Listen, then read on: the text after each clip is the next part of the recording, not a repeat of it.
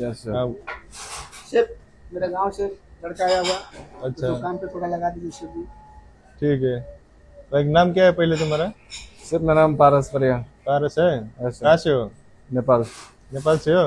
Okay sir. तो क्या क्या बनाना आता है फिर ट्रायल में? सर, मेरे को सब की चीज आता है, चिकन चिल्ली सब वगैरह, उसमें अच्छा। 100 प्रांस वगैरह सब आता है उसमें, ठीक है। Rice noodle. पहले तो ये थोड़ा कलर बाजू बाजू अच्छा जो लगाओ, ये शर्ट का बटन वटन। Okay chef. अरे हीरोगिरी नहीं चलेगा। कैप पहन लो पहले। कैप कैप पहन लो। कैप दूंगा नहीं। कैप दीजिए। आओ अब ट्रायल में जाओ, ट्रायल करो कैसा बनाओ जब देखो। 2 मिनट से 2 मिनट। हेलो गूगल, 100 प्रॉन्स का रेसिपी बताओ। अच्छा भाई ऐसे बनाएगा तू? चल निकल इधर से, चल।